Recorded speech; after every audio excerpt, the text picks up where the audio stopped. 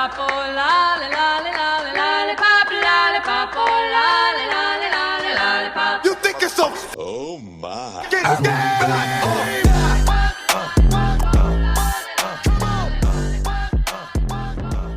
Hi, I'm Adam over here at Harley-Davidson of Scottsdale. We're having our Dogist event here, and Victoria's here to tell us a little bit about her company, Bully Bakery. If you want to introduce yourself. Yeah, hi, I am Victoria with Bully Bakery out of Mesa. We are a local dog bakery that serves awesome treats and also gives back to the community through rescues and shelters. So Victoria, can you tell us a little bit about the treats that you have? Yeah, so Bully Bakery offers a variety, but likes to stay in the cake section. So we do cupcakes, or Pupcakes, custom dog cakes, Popsicles, and then we also do cookies now. We call them Bully cookies, which are high protein dog cookies. So those are all what we offer, and then we're all about customization. So if anyone wants something or wants to try something, we want to try to create it. So yeah. So Victoria, what got you started with Bully Bakery? Yeah, so I have been in the rescue community world for a very long time. I have worked for rescues, I've fostered dogs, all of the above. So after I adopted both Mozy and Malone, they're two of my bully breed rescue dogs. One survived parvo and one came from a really bad neglectful situation. So between the two, they really have inspired me. And I've been a baker pretty much my entire life. So I love doing both. I love dogs and I love baking. So I decided to create a bakery that was able to give back to dogs. And in doing that, I'm able to also give back to shelters and charities and really foster attention towards the animals that need it most. So Awesome. Yeah. So what kind of shelters do you work with locally here in Arizona? Yeah, so I personally am involved with Follow Your Heart Animal Rescue, probably the most. I've fostered through them, done a lot of work through them. They're a great organization. But I also partner with a lot of rescues and shelters valley-wide, and I'm open to it. So anyone out there that wants to get involved or want to set up something, I'm super big into fundraising for dog rescues and shelters. And we also love doing events for you guys. That's obviously a big part of what we do. But we've also partnered with the One Love Pitbull Foundation, which is very near and dear to our hearts. And then we have an event coming up with Love Connection Dog Rescue. We've worked with Orphanage before. Incredible Stella's amazing too. So we've worked with a lot and we're open to working with more. So that's the goal, help out as many dogs as possible. So you mentioned Malone with parvo. Can you tell us a little bit about that story? Yeah, so Malone actually came into Follow Your Heart Animal Rescue from a really bad hoarding situation. We had actually gotten him through another rescue that ended up, they didn't have a foster at the time, so Follow Your Heart took him over. And about a day after I'd picked him up to foster him, he started exhibiting symptoms of being sick. So he was vomiting and just not feeling the best at all. So we took him into the vet and he went downhill pretty fast, so that was why we were very concerned. So he ended up being in the emergency hospital for 7 days, 6 nights.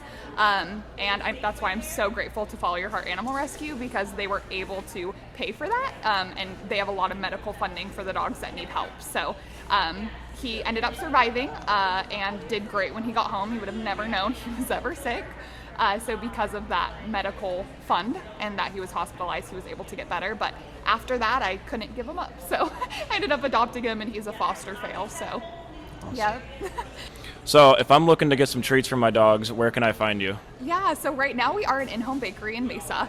We do orders for pickup and delivery depending on location, but we are also currently in 2 stores. So we officially launched 2.5 months ago, and we're now in 2 stores. So we're in Bark Avenue, which is in Mesa and Gilbert, and then we also have a location called Healthy Paws Market, which is attached to a rescue. So all proceeds from there goes towards a rescue, which is awesome. But that one's also in Mesa as well.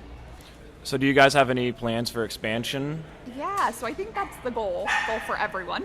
But we are now doing storefront, but our goal is for next year at some point to launch a storefront bakery and have it really inclusive for all dog owners, where you're able to come in, not only get a treat for your pup, but also a coffee and a treat for yourself, and also have a little bit of a fake grass area where people can reserve it and you can come, hang out with your puppy friends and human friends and grab a treat and hang out. So that's really the vibe we want to bring, and of course continue to work with rescues and shelters. So what goes into making these Pupcakes? Yeah, so they're all human grade. So they're very similar to regular like cupcakes for humans. The only difference is that all ingredients are up to AAFCO standards and guidelines. AAFCO is kind of like the FDA for dogs. So they're all animal safe ingredients that are not too tough on the stomach, all of that.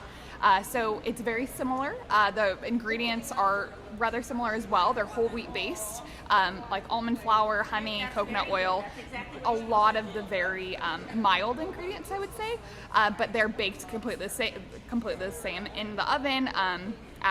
We bake them to make, so they're baked, baked very fresh.